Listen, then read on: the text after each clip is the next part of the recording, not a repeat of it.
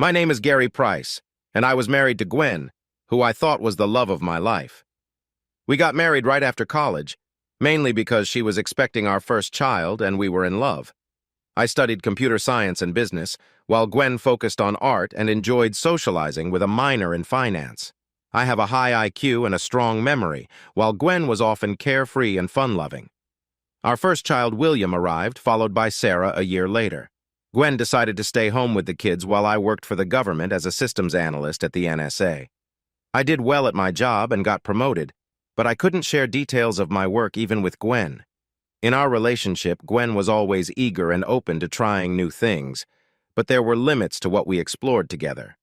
When the children started school, Gwen said she wanted to go back to work to help with our finances. I agreed, hoping it would ease some of our money worries. Our mortgage took a big chunk of my salary, and Gwen was set on buying a house with a pool and 4 bedrooms in a nice area. She found a job as an assistant accountant, which seemed promising. However, her first paycheck mostly went toward a down payment on a new car, leaving little for our household bills. When I asked her about it, she insisted she deserved something special for her hard work, even though I was still driving an old truck. I was surprised when I realized her paycheck was going into her personal account instead of our joint account. When I brought it up, she became very upset and argued that since she earned the money, it should go directly to her. I went to the bank and closed our joint account, canceled the credit cards, and set up my paycheck to go into my personal account. That evening, when Gwen went to fill up her new car, her joint debit and credit cards were declined, so she had to pay for the gas herself. When she got home, we had a big argument, and she didn't speak to me for the rest of the week. Things calmed down over the next few weeks, and life seemed to return to normal, but I felt like we were growing apart. One evening, when Gwen came home, I suggested we talk. After the kids went to bed, we sat down together. Gwen looked worried and a little teary, so I began. Gwen, I know things are tense between us, and we need to discuss it. You are spending more than we can afford on things we don't necessarily need, like your expensive car. This has to change. You mean you don't want a divorce? This is just about money? I thought you had found someone else. She started to cry and leaned toward me. Gwen, how could you think that? You know how much I love you. There could never be anyone else for me, but we really need to talk about your spending.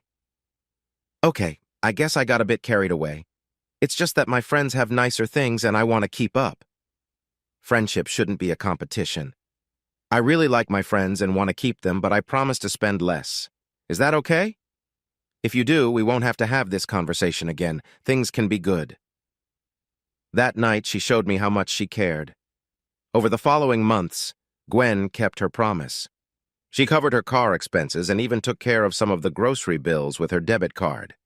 At work, our department supervisor had health issues, and I had been filling in for him for the past 6 months. I was called into the director's office and informed that he would not be returning due to his heart condition. I was asked if I would consider taking his position permanently. This was a big opportunity for me and came with a significant raise. Naturally, I was excited and happy that they had agreed to back pay me from the time I started in the role. They even gave me a bonus for stepping up. With my new job, our financial future felt secure and I could finally relax a bit. We decided to celebrate. After dinner, I told Gwen about my promotion, and we agreed to plan a holiday later that year. We spoke to our HR departments to arrange time off and began looking at vacation brochures. After considering many options, we chose a 2-week trip to one of the Cayman Islands. The day before we left, we stayed at Gwen's parents' house so we could leave the kids with them. The next morning, her dad dropped us off at the airport. The only downside was that I needed to finish a report, which was not ideal since it would take most of the first 2 days of our trip. When we arrived at the hotel, we were shown to our room. It was small, but that didn't matter because we would be out exploring most of the time. We had dinner at the hotel restaurant and then took a pleasant walk by the water, enjoying the evening together. That night, we shared a quiet moment and fell asleep soundly. The next morning, after breakfast, I returned to our room to work on my report. Gwen said she would go to the pool to relax and agreed to meet later for lunch. I worked for about 2 hours before taking a break. I opened a bottle of beer and stepped out onto the balcony. Looking down, I saw the pool area. There was Gwen on a sunbed, chatting with an older couple who had just settled next to her. She opened her bottle of sunscreen, and the woman nearby said something to her husband, who nodded. Gwen handed him the sunscreen, and he began to apply it on her back. I felt a bit jealous, but thought that with his wife there, it was probably fine. He continued applying sunscreen, and Gwen reached back to adjust her top for better coverage. I felt uneasy and decided to leave our room for the pool area, but when I got there, Gwen was by herself. "Hi, babe. Taking a break from your report?" I asked. "Yeah, who were those people you were talking to?" she replied. "Oh, just an older couple on vacation, James and his wife Mary. They have a room at the hotel next door, and both hotels share the pool." We chatted for about an hour, and then went back to our room to change for lunch. After lunch, Gwen returned to the pool while I worked on my report. Later, I took a break and looked down to see Gwen talking to the couple again. I decided to introduce myself, and as I got closer, Gwen waved. She introduced us and mentioned that Mary had invited her to go shopping that afternoon. Mary said she needed to drop off some things at their apartment, leaving James and me to chat. James mentioned he was originally from France but grew up in England, so he didn't have a strong accent. We talked about various topics, and eventually the discussion turned to women. James believed that women could spend an entire day shopping without actually buying anything. I agreed, and we shared a laugh. He also expressed that women could be easily intrigued by small gifts and that they sometimes weren't very trustworthy. I disagreed, telling him that I completely trusted Gwen. He laughed, suggesting he could try to charm her by the end of the week. I told him he could try, but I believed my wife would always be loyal. He remarked again that I was being unrealistic, and commented on how he perceived American women in particular. Just as I was about to respond, James glanced at his watch and said he had to leave. We shook hands and he went out. Concerned about Gwen spending time with someone with such views, I made a note to tell her to be cautious. I went back to our room to finish my report, but when I got there, Gwen was already gone. I worked on my report for another 2 hours and finally finished it. I called Gwen on her phone, but it went straight to voicemail, so I sent her a text instead. "I finished my report early. Where are you? I'd love to join you for dinner," I messaged. 2 hours passed before she replied. "Sorry, I forgot my phone was off. I had a wonderful time shopping. You won't believe what James bought me. See you soon." I waited in the room until 7:30, just about to call her again when she came in with several shopping bags. "Where have you been? I've been waiting for over 2 hours. It's going to be hard to find a table now," I said. "Oh, we stopped at a restaurant on the way back, so I've already eaten," she replied casually. "Really? So you forgot about me, your husband, sitting here all alone?" "I'm sorry, I lost track of time. Why don't you grab a bite to eat? I'll take a shower, and when you get back, I can show you what I bought. I actually don't feel hungry anymore. Just show me what you got." She took the bags to the bathroom, and a few minutes later, she came out wearing a bright, stylish outfit. I was taken aback. It was certainly a bold choice. "That's certainly an interesting choice. What made you get that?" I asked, surprised. She frowned a little and replied, "I like it, and James said it looked great on me." I was taken aback. "When did James see you in that?" "Don't be upset. Mary was with us too. They helped me choose it, and look at this." She went back to the bathroom and emerged wearing another striking dress. To complement the dress, she had on a pair of high heels and a light wrap. I wasn't quite impressed. "I didn't just buy things for myself, I got you a little surprise, too." She handed me an envelope, and inside was a ticket for the next day to go deep-sea fishing. "I know how much you like to fish, and I thought you'd enjoy a day out after working so hard." I looked at the ticket. I needed to be on the boat by 7:30 a.m. and wouldn't return until 4:30 p.m., but lunch was included. I thanked her for the gift, but then she added, "James and Mary want us to go to a nightclub with them tonight, so you better get ready." "No." "What?" I said no. "We're not going out with your new friends tonight or any other night. I want to spend some time with you, if that's okay." "But I already said we would go." I tossed my phone to her. "You can tell them I've changed my mind. Now wear something more suitable and we'll go dancing in the ballroom downstairs." As she started to call, I added, "And don't invite them to come with us." We changed and went downstairs, found a table, and ordered some drinks. I could tell she was upset, but as the night went on, she started to relax and enjoy herself. To my surprise, she showed a lot of warmth throughout the evening. I set my phone alarm for 6 so I could have some breakfast before I left. I was enjoying my gift and even caught a few fish, but none were big enough to keep. During our lunch break, I called Gwen. She picked up on the fourth ring. "Hi, how's the fishing going?" I asked. "I've caught a few, but nothing special. We're taking a lunch break now. Where are you?" she replied. "James and Mary took me shopping in a little town up the coast. We're on his boat now. Mary and I are relaxing while James drives," she said. "You don't mind, right?" "Actually, I do. You're spending too much time with them. We need to spend time together," I said. "They're my friends. I can choose how to spend my time," she replied. "We're supposed to be on holiday together to reconnect. Do you remember that?" I pressed. "I'm not going to argue about this now," she said. "I'll see you tonight." I returned from fishing around 5 p.m., but the room was empty. I called Gwen, but it went straight to voicemail. I sent her a text and waited. At 8 p.m., I received a text with a photo attached. I opened it to see my wife in a nice dress outside a nightclub. The message read, "I'm going out with James and Mary. You said you wouldn't come, so don't wait up. I might not be back tonight." I went down to the reception and showed them the picture, asking where the nightclub was. They gave me directions, and I called a cab. When I arrived at the club, there was a long line to get in. I tried to enter, but the security staff pushed me back into some bushes. As I dusted myself off, I thought I saw Gwen looking down from the roof, but I couldn't be certain. I texted and called her all night and eventually fell into a restless sleep. The next morning, I woke up and immediately tried to call Gwen again, but it went to voicemail. I left a message asking her to call me as I was worried. After that, I took a shower and went for breakfast. I sat in our room waiting for her to reach out. I had a sudden urge to check her closet and saw some empty hangers. Curious, I opened a few drawers and noticed they were nearly empty too. When I searched for our luggage, I realized her suitcase was gone. A wave of panic hit me, and I hurried to the bathroom. Why was she packing her things unless she was leaving? Just before I planned to go eat lunch, I got a text from Gwen. "Sorry you couldn't get into the club last night. James told the doorman to keep you out, but I'm sure you would have made my night harder anyway. I'm sending this from James's boat. We're going to explore some islands for a few weeks. Please don't try to find me. This is something I need to do. I'll be back in a few weeks and we can go back to how things were. Love you, Gwen." I was about to respond when another message came in from James, with something attached.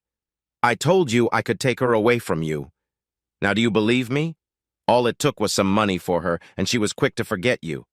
Honestly, it happened faster than I expected. Just buying her a new outfit made a difference. The same day, I got her something nice, and she was all in. We even went to a jeweler, and I spent a fortune on matching pieces for her. When you saw her at the club, I was there too, and she is now mine. I'll send her back when I'm done, but she might not be the same." Feeling sick, I opened the attachment. What I saw made my heart drop. There was a video of my wife with James. It was clear it had been recorded by someone else. Gwen was busy with her phone while something else was happening in the background. When he finished, Gwen turned around, faced the camera, and smiled. She made a gesture that I felt was inappropriate, and then James took the camera and Mary followed suit. I replied to Gwen's text with just 3 words. "No, we won't." I turned off my phone because I couldn't handle any more. I laid on the bed and cried myself to sleep. My marriage was over.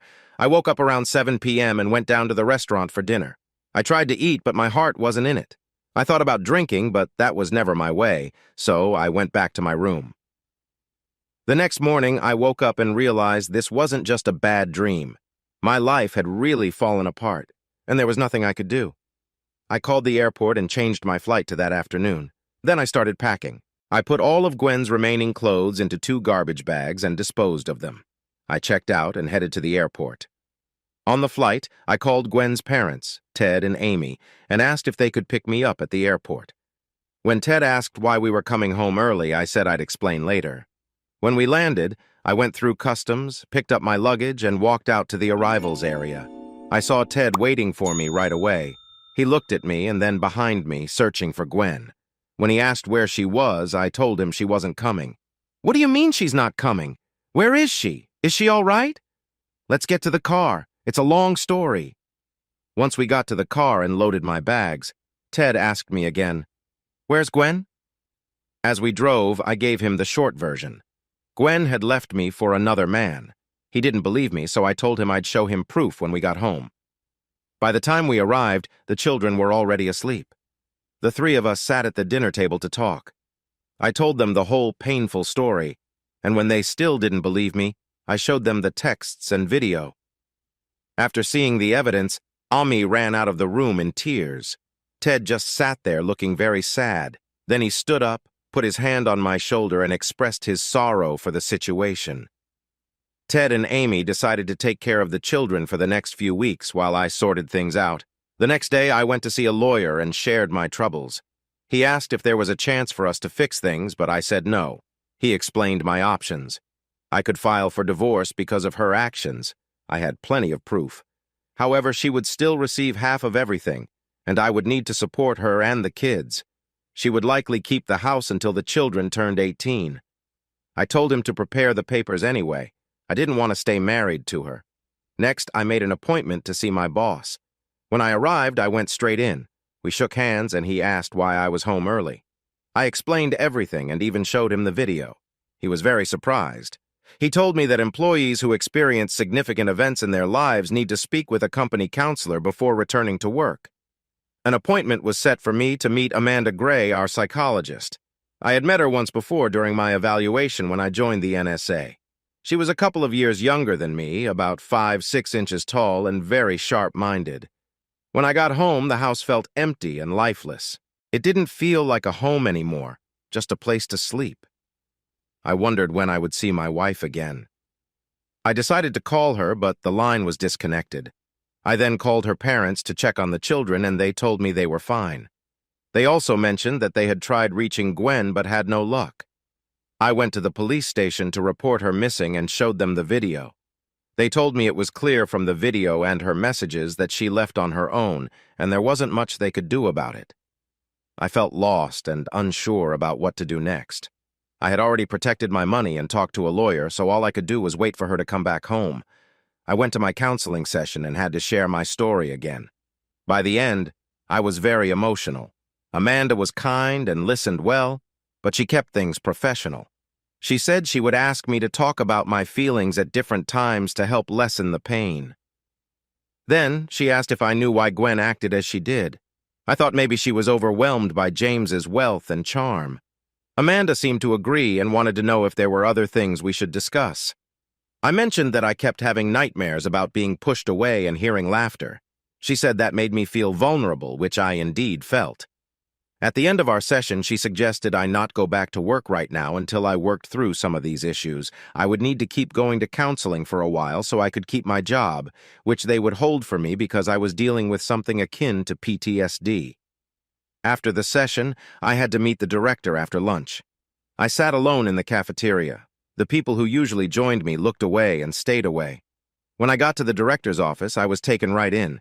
He was very understanding and shared what Amanda had told him. I was informed I would be suspended from work until further notice due to the situation, and I'd need to attend 3 counseling sessions each week for the foreseeable future. To deal with my feelings of being powerless after my encounter with the bouncers, I was offered the chance to take a self-defense class with the Marines at Quantico. This was optional, but I welcomed the opportunity to improve both my physical and mental health.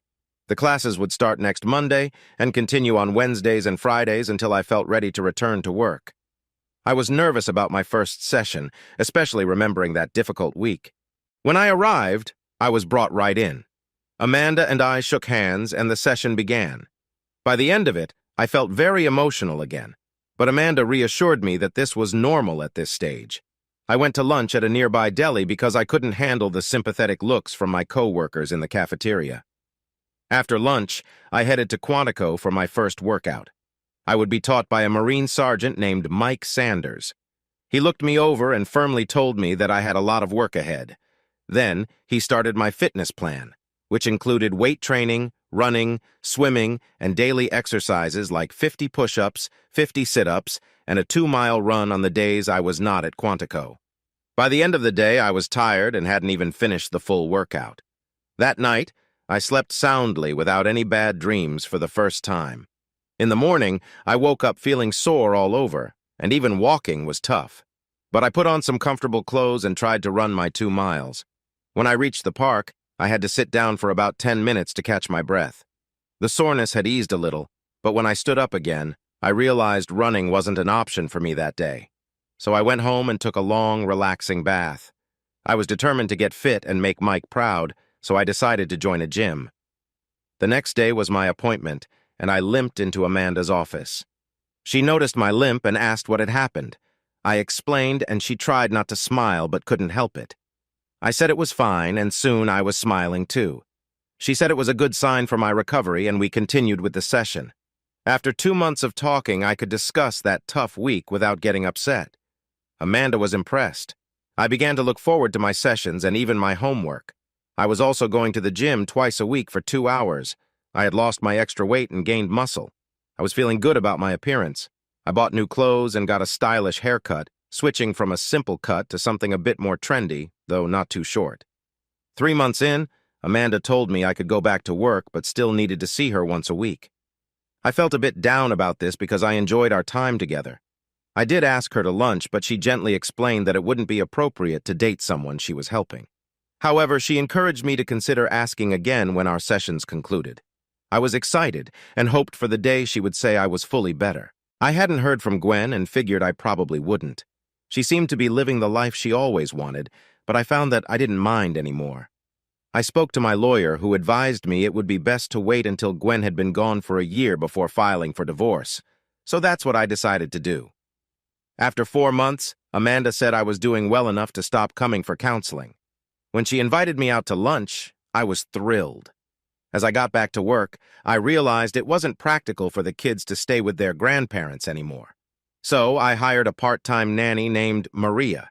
She would take them to school, bring them back, and prepare their dinner. By the time I got home, I could help with their homework and spend time with them. On Saturdays, I would take them out for the day, and on Sundays, we would go to Gwen's parents for dinner. It became clear that the kids were struggling because their mom was not around, and their grades started to drop. I spoke with the principal, who suggested child counseling. This would happen twice a week at school after hours. I agreed, and the principal arranged it. Amanda and I had gone on several dates, but only shared a friendly goodnight hug. I was starting to like her a lot, and wasn't sure if she felt the same. Then one night, she invited me into her apartment for a warm drink. I wasn't in a hurry since Ted and Amy were watching the kids for the night, and Saturday was free. It was my first time in Amanda's apartment, and I was impressed by how neat it was. While she made us some hot chocolate, I looked through her CD collection. She soon joined me with 2 steaming mugs, and we sat down. "Gary, we've been seeing each other for over a month now, and you haven't really tried to get closer. Are you still hurt by your wife leaving? Or don't you find me attractive?" "No, I still feel pain when I think about what she did to me and the kids. But I don't miss her. And I find you very attractive. You are one of the most beautiful women I've ever met. I just didn't want you to think it was a rebound." "So, when will you take things further? Or do I have to ask nicely?" I went over to her side of the table, and we shared a moment of connection that felt significant. She leaned in, and we shared a heartfelt kiss. We stood in her room, wrapped in our feelings, lost in the moment.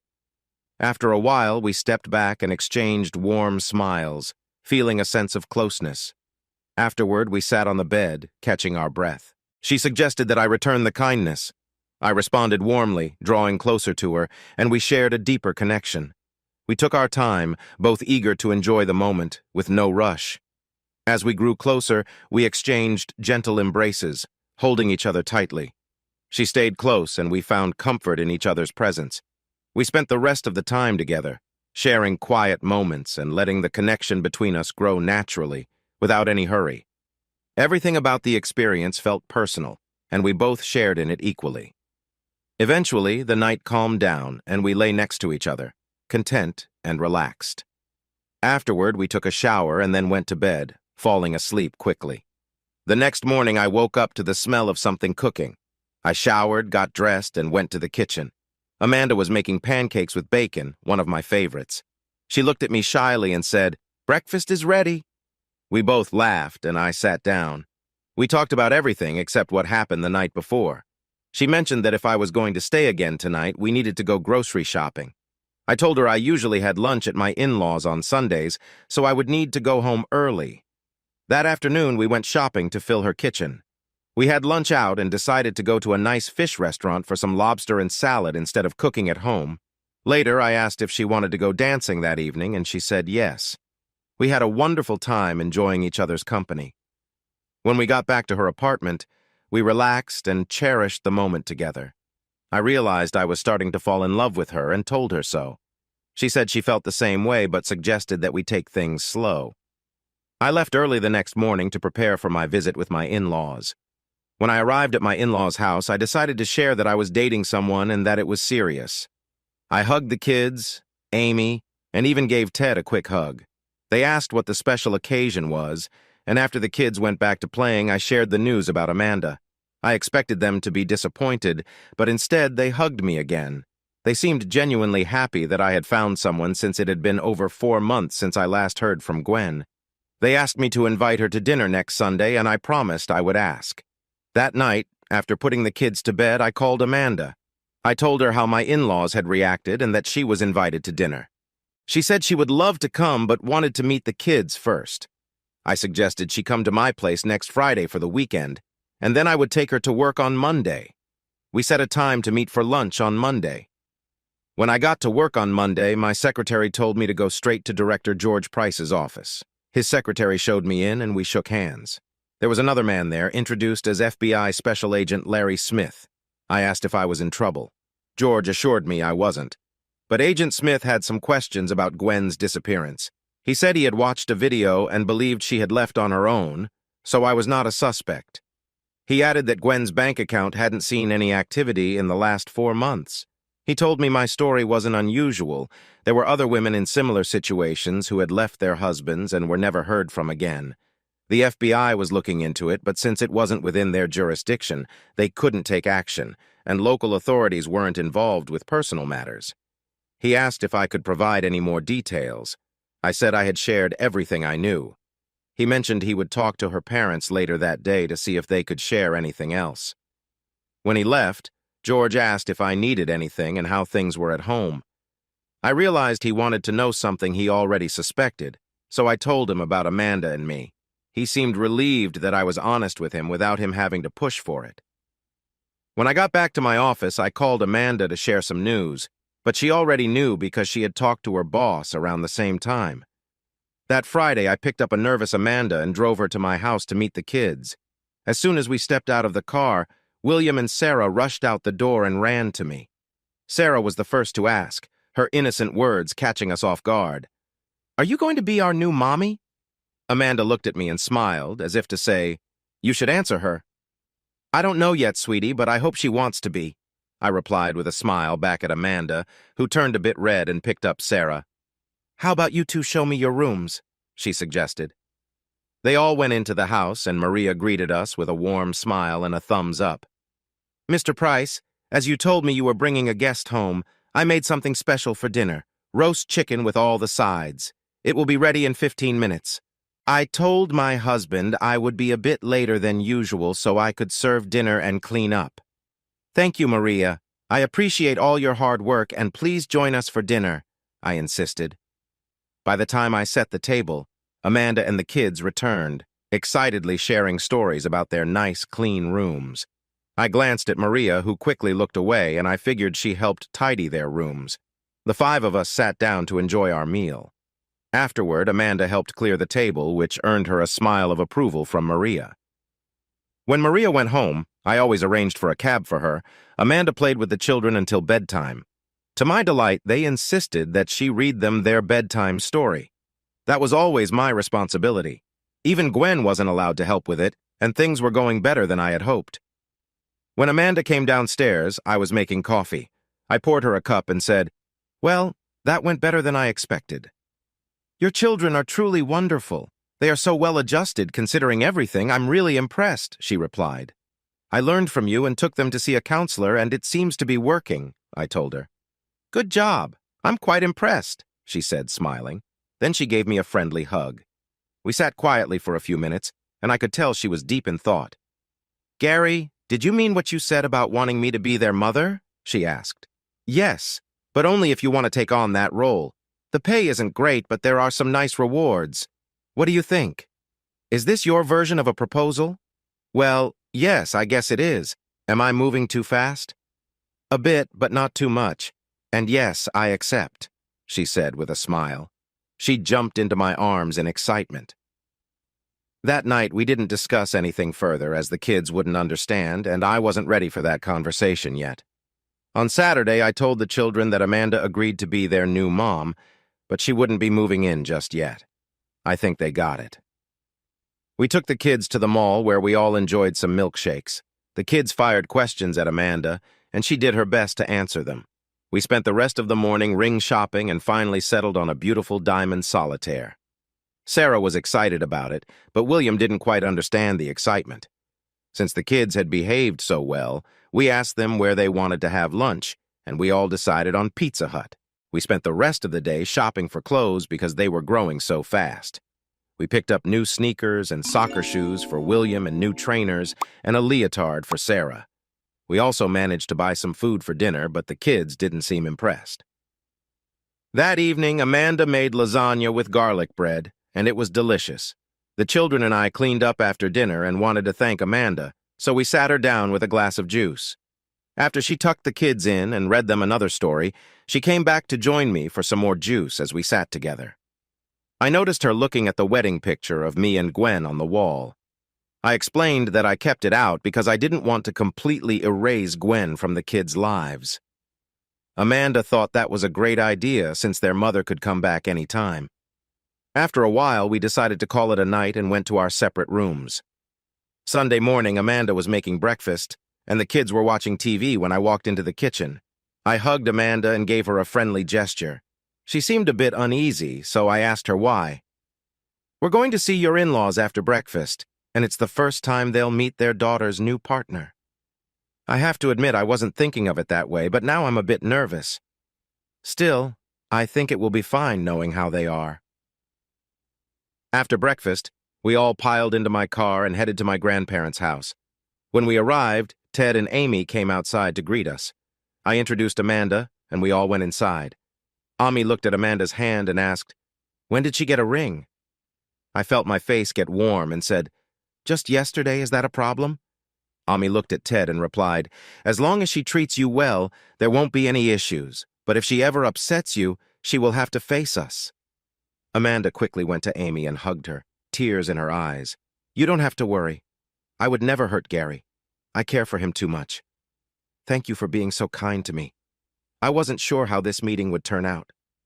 Ted walked over to Amanda and hugged her. "Welcome to the family. We see Gary as our son, and now we have a daughter too." At the end of the day, Amanda and I carefully placed the sleeping children into their car seats and waved goodbye to two happy grandparents. We chose to sleep in separate beds for the children's comfort. The next morning, we woke up early to prepare for work. While we got ready, Maria made breakfast, and we said goodbye to the kids before heading out. I dropped Amanda off at her apartment to get her car, then I went to work. We met for lunch every day, and sometimes we would relax at her place for a little while. Ted and Amy took care of the kids on Friday nights so we could enjoy some time alone afterward. On Saturday, we would pick up the kids and spend the day with them. Sunday was reserved for visiting the in-laws, and this routine continued week after week. After Gwen had been away for a year, I divorced her for leaving and got full custody of the children. Amanda and I decided on a wedding date for the following spring. Amanda and Amy began planning the wedding together. Ted advised me not to get involved and to let them handle everything. My parents passed away when I was young, and my aunt raised me until she passed just after my marriage to Gwen. So, I didn't have many relatives to invite, just a few friends.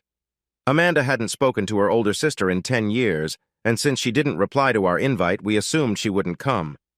We invited most of the people from my wedding with Gwen, as both Amy and Ted insisted we were now family.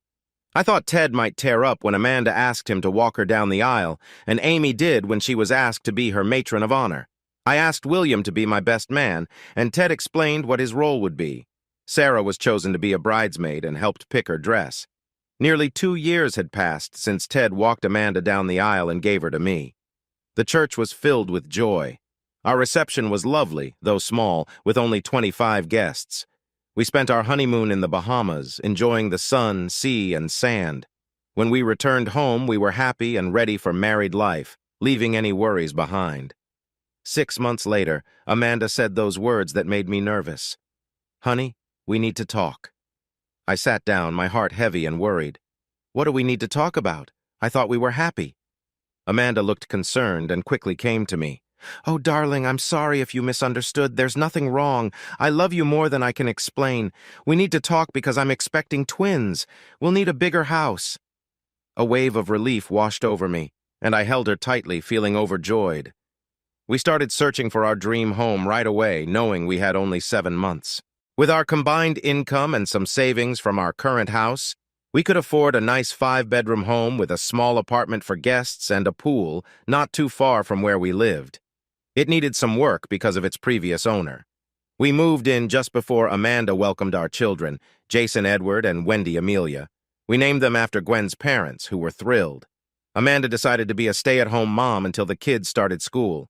We kept Maria to help us out. For the next 3 years, life felt great, or so I thought. One morning, I went to work and was told to go straight to the director's office. I was guided into the room and saw a man standing next to the director. He was wearing a typical FBI suit. He introduced himself as Frank Grimes, the special agent in charge. We shook hands, and he asked me to take a seat. As we settled in, George poured us some coffee, and then Frank began. "Gary, can I call you Gary?" "Sure, as long as I can call you Frank." "Great! Just so you know, this interview is being recorded. Is that okay? If I can get a copy, no problem." "Absolutely. I want to assure you you're not in any trouble. The recording is just for our records. Can you please tell me everything that happened until your wife sent that last text to you?" I shared my whole difficult story once more, hoping it would be the last time. When I finished, Frank slid a photo toward me and asked if it was Gwen. I looked closely. She seemed older and a bit tired, but it was definitely her. I nodded. "Yes, that's her. She looks older, but it's definitely her. Why?" "She is safe now, staying in protective custody after being rescued 3 days ago, and she wants to see you. She doesn't have a right to see you, but she does have the right to see her children. We thought it would be best if you met with her first. I understand why you may not want to see her, but she has an important reason for not contacting you in the past 5 years." I was really looking forward to our trip to the Cayman Islands. I packed and repacked my bag several times until I felt ready. But the day before we were supposed to leave, Gary interrupted my excitement by saying he had a report to finish, which could take up our first 2 days. To say I was upset would be an understatement. The night before we left, when he reached for me, I turned away and moved to the edge of the bed. I wasn't in the mood. When we arrived at the hotel, we unpacked and then went for a walk on the beach. That evening we went dancing, but I felt a bit bad about feeling distant with Gary the night before. After we returned to our room, we quickly showered and went to bed, where I tried to bridge the gap from the previous night. In the morning, we had breakfast, and then Gary began working on his report while I went sunbathing by the pool. After lying there for about an hour, 2 people sat next to me on a lounger and started talking. They were married. The man, James, was a retired millionaire who visited every year, and his wife was Mary. My back was getting a bit too warm, so I took out my sunscreen. Mary asked James to help me apply it. Since she was there, I didn't mind handing him the bottle. As he applied it, Mary asked if I had gone shopping yet. I explained that we had just arrived and Gary was busy for a couple of days.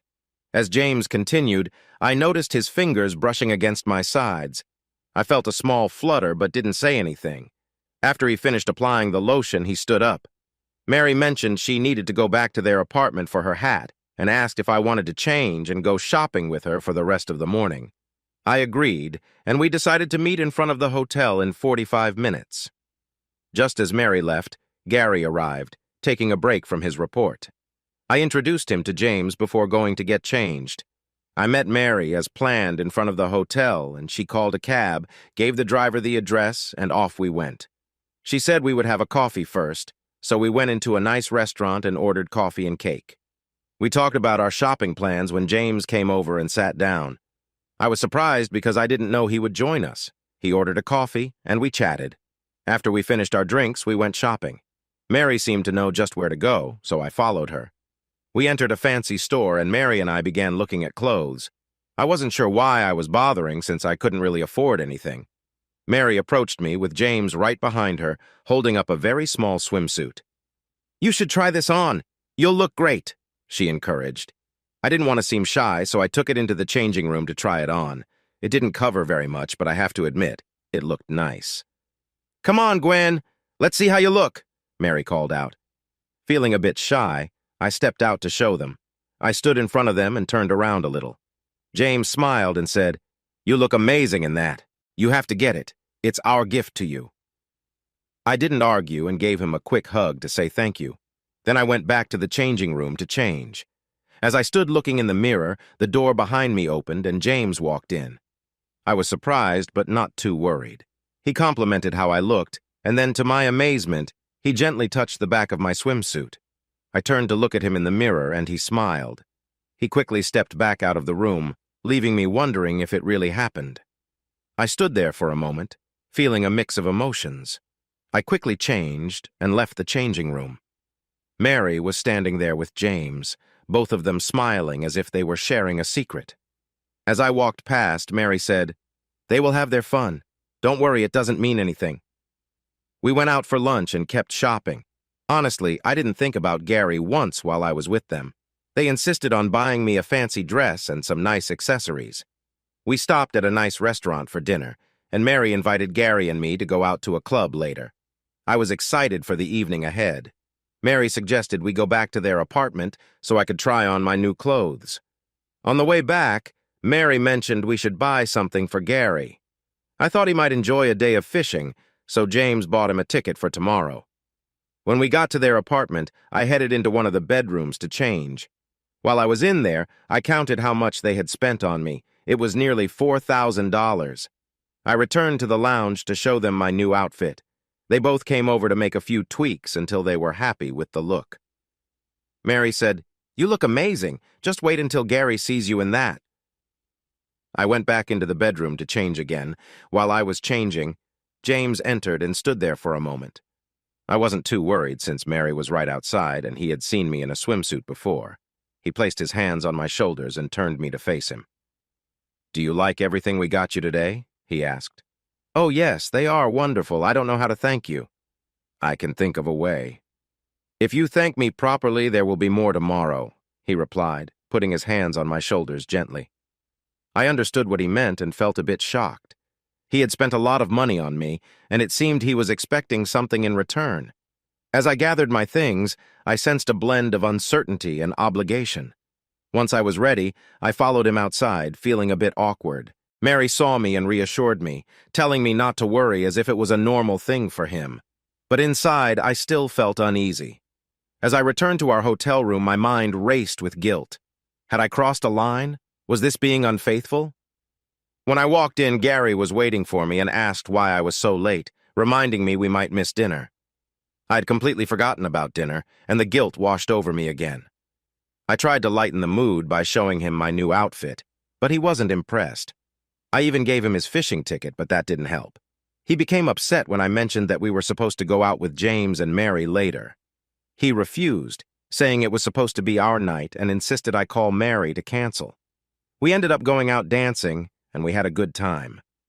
Later, when we got back to the room, I tried to make up for everything, hoping it would ease the guilt I was feeling. The next morning, Gary had already gone fishing by the time I woke up. I didn't expect to see him again until the evening. Mary called me, suggesting a trip to a nearby resort, and I agreed. She also mentioned I should bring my new outfit. We arranged to meet outside the hotel in an hour and then set off on James's boat for the trip. I was excited, wondering what they might buy for me today and what I would need to do in return. I had to be honest with myself.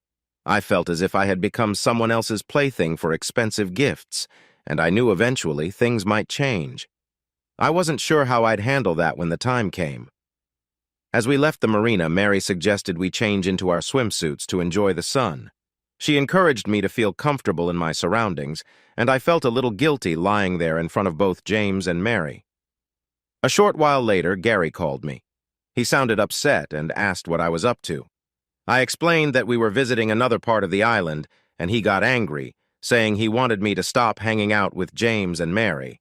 I firmly told him that I would do what I wanted and that I'd see him tonight. Then, I ended the call. When we reached our destination, we had lunch and went shopping. This time, they took me to a fancy jewelry store, and Mary picked out a necklace and bracelet set for me, which cost $9,000. I knew what such a gift might imply, and that Gary would be furious if he found out, but I brushed the thought aside, thinking what he didn't know wouldn't hurt him. After getting back, Mary suggested we go to their apartment for lunch. After eating, she mentioned she had errands to run, leaving me alone with James. We talked for a while, but then he stood up and came over to me. He gently touched my shoulders, and I felt a bit uneasy. I didn't know how to react, but I found myself caught up in the moment. Afterwards, I felt a deep sense of regret. I knew I had crossed a line I couldn't take back and dreaded how I would face Gary that night. Mary wanted us to go to a club that night. When I mentioned that Gary wouldn't come, she said it didn't matter because he wasn't invited. This surprised me, but I decided to go along with it. I changed into my new outfit and jewelry, and we set off for the club. Just before entering, I checked my phone and saw several missed calls and texts from Gary. I thought it would be amusing to ignore him since he was trying to control my choices. Standing in front of the club, I took a selfie with it in the background to show off my new outfit. I added a caption. "I'm out with James and Mary. You're not invited since you said you wouldn't join us. Don't wait up. I might stay out late." That would show him. We entered the club without waiting in line. James was a regular and had a special deal with the owner. We were taken to a rooftop where a table was set for 3. Mary said we would have dinner before dancing with the crowd. We enjoyed lobster, salad, and a delightful dessert, all paired with some wine. After dinner, I felt a bit unsteady and told Mary. She suggested it might be the wine. I walked over to the edge, looking down at the line of people waiting to get in, resting against the wall for support. While I was looking down, I felt someone touch my sides, making me feel a bit uneasy. It was like I was watching everything happen from a distance, as if I was not fully in control of my own actions. I then saw Gary trying to enter the club, causing a scene, and I wondered what he was up to. I felt someone touch my waist, and the surprise almost knocked me off balance. It was strange and confusing, especially as I watched my husband looking for me nearby. I didn't fully realize what was happening at first, and I felt overwhelmed. Gary, meanwhile, had fallen into some bushes and was trying to brush himself off. He looked over at me and waved, but I didn't respond, my mind elsewhere. Mary came to stand beside me, and the situation felt even more surreal. She tried to comfort me in her way, but I felt a mix of emotions I wasn't prepared for. Everything escalated so quickly, and before I knew it, I was caught in a whirlwind of feelings. As I stood there, I noticed the club's owner nearby, and suddenly a deep sense of shame and regret washed over me. I felt tears start to fall as someone gently led me away from the scene and back to a table where they handed me a drink, which I quickly swallowed. The next thing I knew, I woke up in a bunk on James's boat and we were already at sea. I climbed up to the deck, squinting in the bright sunlight as my head throbbed. I asked where we were headed, and they told me we would be island hopping for a week. Panic set in as I realized I needed to talk to Gary. When I mentioned this, Mary suggested I just send him a text, saying I'd be gone for a while. I didn't remember agreeing to anything like that, and when I voiced my confusion, she showed me a video of the previous night's events. She told me that if I didn't go along with their plans, she'd send the video to Gary. Feeling trapped, I agreed. Mary handed me a phone and instructed me to send a message to Gary that she had written. As I did so, I felt an overwhelming sense of helplessness and regret, knowing the situation had spiraled far out of my control. After I finished sending the text to Gary, I felt a deep sense of regret. Mary and James found the situation amusing, but I was filled with guilt, hoping I could somehow fix things when I got back home. I went below deck to my cabin and saw my suitcase by the bed. It turned out that while I was distracted, Mary had used my room key to pack my things and bring them on board without my knowledge. For the next 2 weeks, we sailed between islands, but not in the carefree way I had imagined. I had no idea where we were most of the time. At each stop, I was locked in my cabin while they went ashore. Between destinations, I was treated less like a friend and more like someone who had no control over the situation.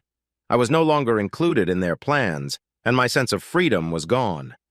I suspected something was wrong with the drinks they gave me, as I often felt out of control. One morning, Mary called me to the deck, pointing at a plane approaching us. It was a float plane and landed some distance from the boat. James took a small boat to meet it, and when he returned, he had a man with him named Raphael, though he told me to call him Raph. We all sat together, and while James and Raph spoke, I couldn't help but notice how uneasy I felt. Raph kept looking at me in a way that made me nervous. After some time, Mary casually suggested that Raph could show me to their room. I was too shocked to respond when he led me there. Once inside, Raph insisted on getting his way, and when I didn't comply, he pushed me to the ground. He pulled me to my feet and told me to comply with his requests, and reluctantly I did. He quickly removed his outer layers and spoke in a cold tone. "You belong to me now. I've paid James $200,000 for you, and you'll earn that back for me quickly. Your life depends on it. Please me, and you'll live. If not, there will be serious consequences. Now, show me you understand." Feeling trapped, I did as he asked, following his instructions without a choice. I tried to keep myself composed, focusing on survival. Raph seemed satisfied and, after some time, completed what he wanted. My mind wandered, thinking about Gary, and I regretted not listening to him. I feared I might never see him or my children again. Raph then led me to the deck and spoke to James. "She's good. She'll improve with training. Now take us to the plane. The money's already in your account, so go find more like her." As I was getting into the small boat, Mary stopped me briefly to inform me that all my belongings were packed in my suitcase, except for the jewelry, which they planned to use for their next target. We took off and left their boat behind. During the journey, we stopped twice for fuel and changed pilots, but I had no idea where we were headed. I slept a lot, possibly due to something they had given me. Eventually, we landed at a private airstrip where two men in identical SUVs met us. Our luggage was loaded into one, while Raph and I got into the other. We drove for about an hour to a small marina where we transferred to a yacht. After a couple of hours at sea, we reached a small island guarded by men. We were taken in two jeeps down a single road through dense jungle until a building came into view. At first, I thought it was just a villa, but soon I realized it was more like a small hotel, complete with a place for helicopters to land. There were many security personnel walking around the property, and at the entrance we drove through. We stopped in front of the main building and got out. Raph told a worker to take our bags to our rooms as we went inside. We walked down a short hallway and entered a big open area surrounded by curtains. I thought I caught a glimpse of large beds behind them. A tall, confident woman came up to Raph and greeted him.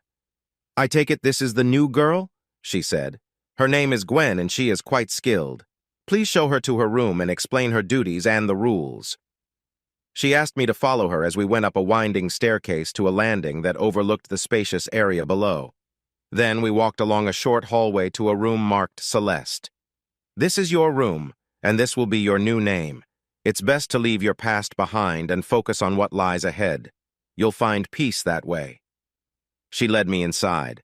The room was well furnished, similar to a fancy hotel with its own shower and bathroom, plus a balcony with a view of the sea. There was a walk-in closet and a large bed. My suitcase was already there on the bed. "My name is Rhonda. You may call me Madam or Mistress. You cannot speak to any man unless he speaks to you first, and you will address him as Sir. You may talk to the workers dressed in white and the female handlers who will wear a name tag on their left side. You will call them Ma'am. Do you understand?" "Yes, madam." "Good.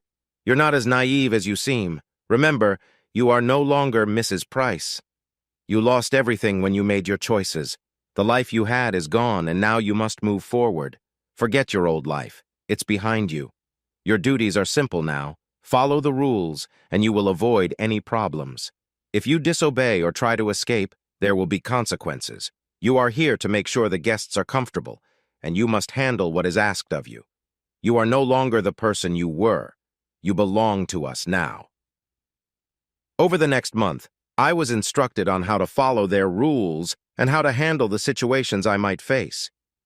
My first event was scheduled for the weekend, and I felt nervous. There were 15 of us, expected to entertain a group of guests. We were told to mingle and make sure everyone felt welcomed. After the event, we would return to our rooms for the night.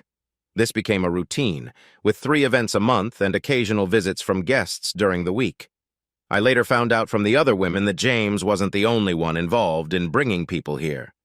There were others like him, and several of the women had been brought by Mary and James, just as I had been. They were all tricked away from their husbands while on vacation with offers of nice clothes and jewelry. A few times each year, there would be a big gathering with leaders from major groups. Usually, 5 or 6 top leaders came with some of their assistants. They brought along their best sellers, too. In total, there were about 50 guests to entertain. I had been at the establishment for nearly 5 years, and this weekend was one of the cartel parties.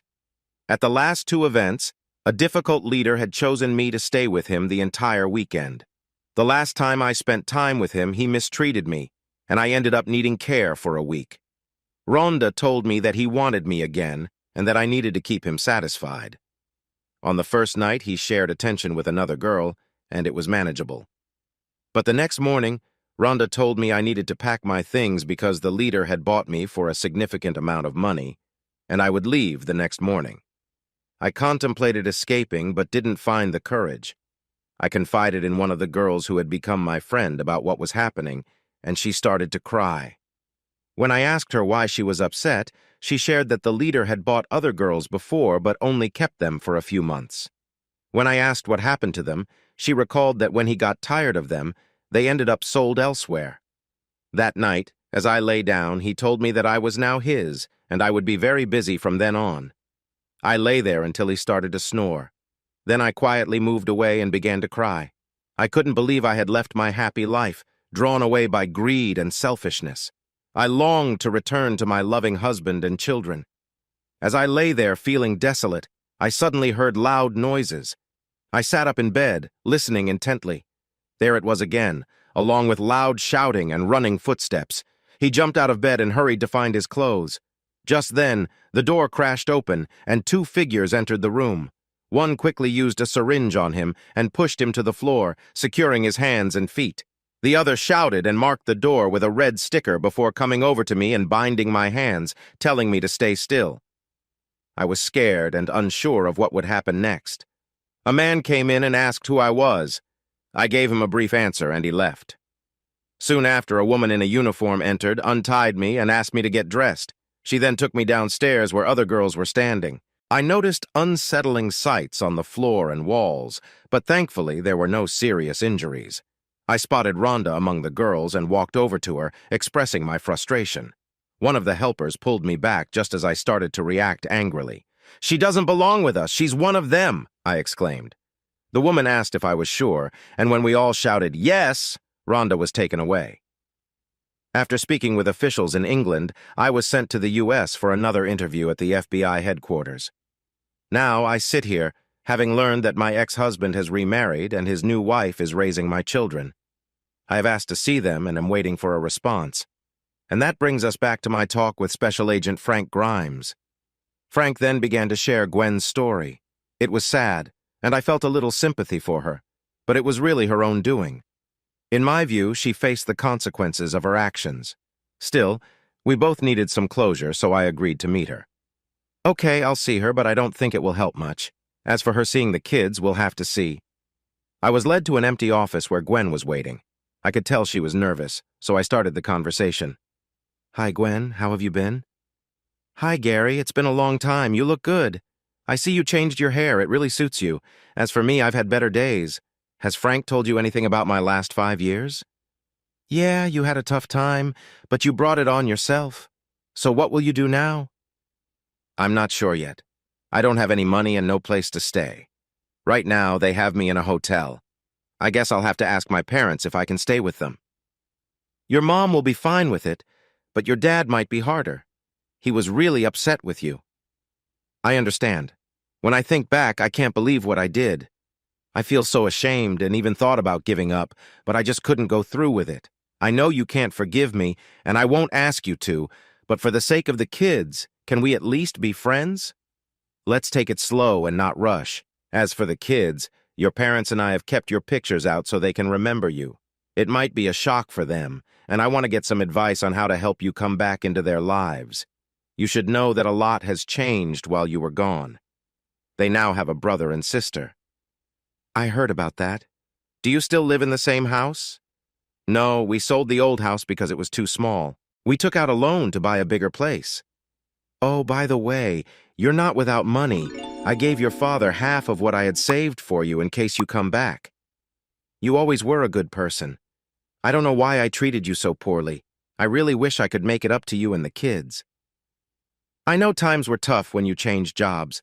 I thought I saw you react when I mentioned that. But if you had just waited a bit, everything would have worked out. In the last 5 years, I've been promoted twice, and now I'm a deputy director at the NSA with a good salary. Anyway, I have things to attend to. I'll talk to your parents tonight and update them. I'll let Frank know how it goes, and you can take it from there. Is there anything else you wanted? Is that it? We were married for 6 years, and this is all you say? I made one mistake, which I regret, and you just throw everything away. I deserve better than this. You owe me. I was hoping we could keep things civil, but let's look at it from my perspective. We went on vacation to mend our struggling marriage, and within 2 days, you left me, the kids, and our relationship. You chose to go off with others and promised to return in a few weeks. You made those decisions that led to our separation. How did I find out? Someone sent me a message and shared a video that revealed everything. So don't pretend to be innocent when your own life is chaotic. You made your choices, and now you're facing the outcomes. To be clear, I owe you nothing. You've been dishonest, and I'm relieved to be moving on. With that, I walked away, leaving her upset. I didn't get much work done that day, so I left early, which is unusual for me. I called Amber and told her I would be home soon. She quickly sensed something was wrong and asked what happened. I told her not to worry and that I would explain everything once the kids were in bed. After dinner, once the children were asleep, we sat down together, and I shared everything that had transpired. She thought for a moment. You need to tell Ted and Amy and help her meet the kids. I understand, but I really don't want her around the children. I'm concerned she might have a negative influence. She doesn't even realize she's made mistakes and acts like she can just come back into our lives as if nothing has happened. Why couldn't she have just moved on and made things easier for us? I know you're upset. You're angry with her for returning. From what you've shared, it sounds like she's been through a tough time these last 5 years and needs help, just like you did. You should reach out to Ted and Amy and see what they think. So, I called Ted and let him know I was on my way to talk. When I arrived at their home about 20 minutes later, I could see they looked worried. I reassured them that everything was okay before we went into the kitchen where Amy made coffee. I asked them to sit down because I had news about Gwen. Their faces turned pale and Amy started to look restless. I told them everything from the start and left out nothing. By the end of my story, Amy was in tears and Ted looked close to it too. By then, I had calmed down and remembered what Amanda had said about Gwen's situation. I know this might be a shock to you, but Gwen is still your daughter, and I believe you still care for her. Since she has nowhere to stay right now, I thought you might want to help her find a place until she gets on her feet. She will need support for a while. I also think this could be a good opportunity for her to reconnect with her kids. Is this something you would like to do? To my surprise, Ted spoke first. Gary, you're such a good man, always thinking of others. Why Gwen did what she did to you is still a mystery, but you're right. We still love her and want her back as she recovers. This would be a great place for her to see her children and reconnect. When would this happen? I don't want to be the middle person in this. I'll give you Frank's number and you can talk to him. If I can do anything to help, just let me know. I left after giving them Frank's number. When I returned home, Amanda was waiting for me and asked how it went. I explained our plans, and Amanda said I did the right thing and gave me a hug. The next day, I felt more productive at work, having started to heal our family. I contacted Frank and told him to expect a call from Ted. He thanked me and said Gwen was still in a fragile state after our meeting and had to rest overnight. Later, he called to say he had spoken to Gwen, and she felt better after he shared the news. I asked him when the meeting would take place, and he told me in 2 days. He would go with a counselor to keep things calm, but wouldn't leave Gwen there until her counselor said she was ready. Amanda and I would prepare the children for their meeting with their mom. The next day, we sat down with William and Sarah. They were now 11 and 10 and could understand the idea of forgiveness. We had a long talk, explaining that their mom had made a mistake 5 years ago and had not been able to come home, but she still loved them and missed them very much. She had returned but was not well. As soon as she got better, she wanted to see them. They didn't seem too worried about seeing their mother, but they decided to go along with Amanda's suggestion. Frank called me to tell me how the meeting with Gwen's parents went. He said it started out a bit awkward, but soon there were a lot of tears and heartfelt moments. Gwen asked for their forgiveness, and they ended on a positive note. Gwen's counselor mentioned that the meeting went better than expected and was a big step forward. However, she wanted at least 2 more meetings before bringing the children into the situation. After 3 more meetings, Gwen moved back into her old room at her parents' house. A month later, the counselor felt it was time for Gwen to meet her children. Amanda and I were nervous about this meeting because I was the only one invited, but the children wanted Amanda, or Mom, to be with them. When the counselor found out, she asked Gwen if it would be okay since the kids were close to Amanda. Gwen agreed, though not easily, and the meeting was set for the following Sunday, with a big roast dinner planned by Amy. On Sunday morning, we all climbed into Amanda's minivan and set off. The children were quieter than usual, making for a calm drive. We had left Jason and Wendy with a neighbor who babysat for us when we went out. When we arrived, Sarah started to whimper, expressing a desire to go home, and it took Amanda a few moments to comfort her. Ted was standing by the open door and welcomed us in, mentioning that Gwen and Amy were waiting for us in the living room. As we walked in, the kids rushed over to Amy for their usual hug, and I noticed that both Amy and Gwen had been crying. Amy spoke first. "Children, this is your mother. She has been away for a long time and has missed you very much. Please go and say hello." The children hesitated, watching from behind Amanda until she encouraged them. "We've talked about this. There's nothing to be afraid of. Go and say hello." Amanda then took the children's hands and led them over to Gwen. She released their hands and offered her hand to Gwen, who shook it with a smile, expressing gratitude. Amanda then came over and stood beside me, watching closely. William was the first to speak, shaking Gwen's hand. "Hello. I recognized you as soon as we walked in. Your picture is on our wall at home, but you looked younger back then. I think I remember you from when I was little." I noticed a tear roll down Gwen's cheek, and then Sarah spoke with a serious tone. "I don't remember you at all.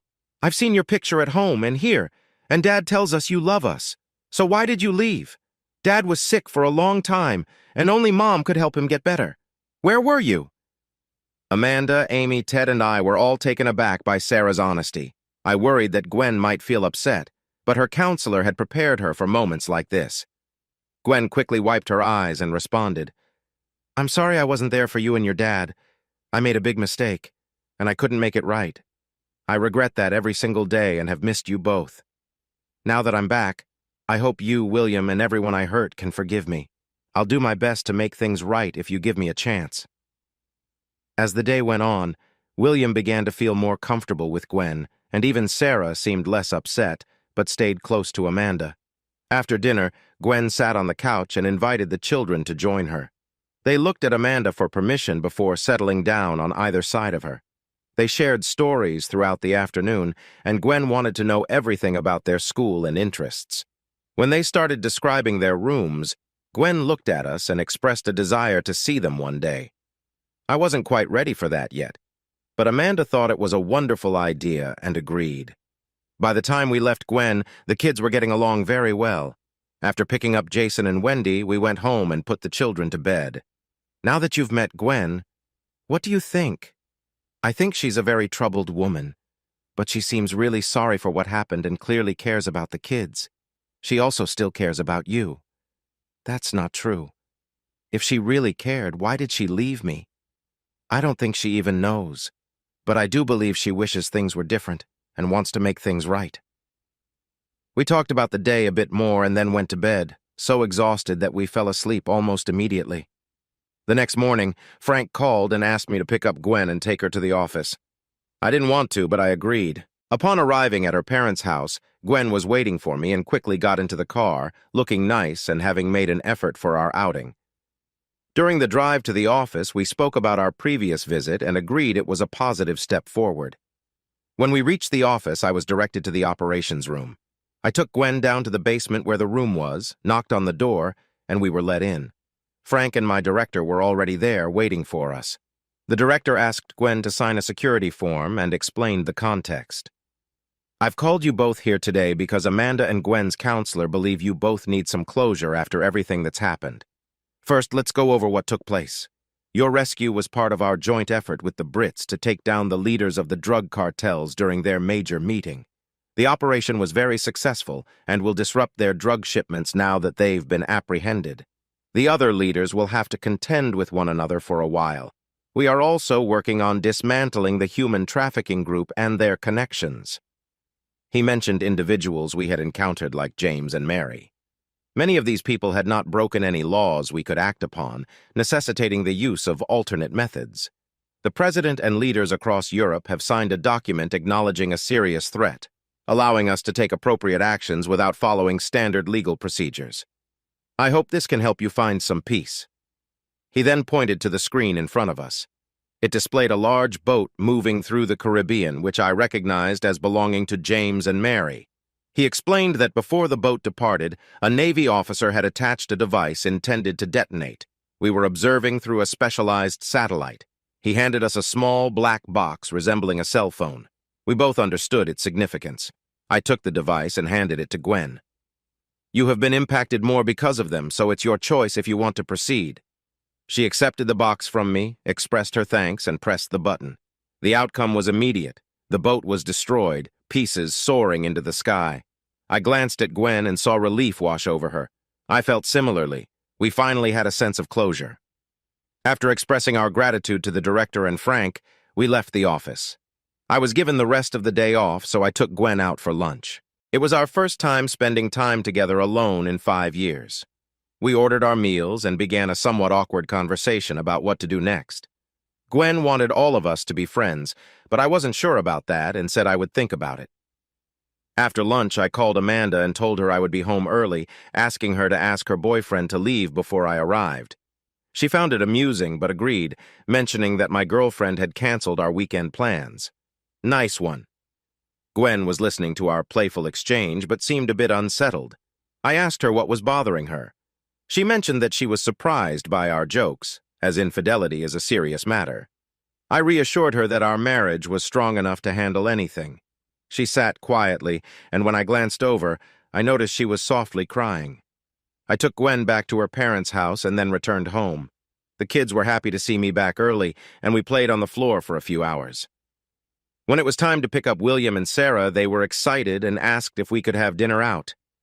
We decided to go to Red Lobster. Later that night, after the kids were in bed, Amanda asked me what had happened. I told her everything, including how Gwen and I felt a weight had been lifted. Amanda seemed pleased and explained that we finally had some closure and that things would be better with Gwen now. A few weeks later, Amanda suggested we invite Gwen and her parents for Sunday dinner since Jason and Wendy hadn't seen their grandparents since Gwen came to live with us. She thought it was time for Gwen to meet our children, and I reluctantly agreed. The invitation was sent, and they accepted. The day went smoothly, and all 4 kids got along well with Gwen. William even called her Mom a few times. When he did this, the room went quiet, and Gwen looked at Amanda, who smiled and gave her a thumbs up. Sarah was a bit hesitant with Gwen, and when Amanda asked her why, she surprised us by saying, "If I call her Mom and start loving her again, what happens if she leaves us again?" I looked at Sarah and saw tears running down her face. It seemed to be tears of worry. Amanda quickly stepped in, saying that was a long time ago and that Gwen had learned a lot and would never do that again. Then, in her usual kind way, Amanda walked over to Gwen, hugged her, and said, "Welcome to the family." There weren't many dry eyes in the room. Gwen's parents were doing all right and didn't have money worries, but Gwen felt she should find a job. Her skills needed updating, so she signed up for a 2-year course at community college to become a real estate agent. Since Amanda and I were doing well financially, we surprised Gwen with a used Toyota Corolla for her birthday. It was a gift from all 4 of us, and it brought tears of joy to everyone. Our family grew closer each week. Gwen started visiting us regularly, and I would often come home to find her joining us for dinner. Sometimes she even stayed overnight. Any past hard feelings were gone, and we welcomed her as part of our family. She even assists us by watching the kids when we go out. Life What's is up, great. story lovers? This is the Story Guy, And if you're hungry for crazy tales and mind-blowing narratives, you've come to the right place. Don't forget to smash that subscribe button so you don't miss out on our weekly dose of crazy cheating stories, fun fiction and gut-ripping comedy from around the world. But that's not all. We also create our own original stories, and trust me, you won't find these anywhere else. Want even more spine-tingling reads? Head down to the description and grab our exclusive story collections.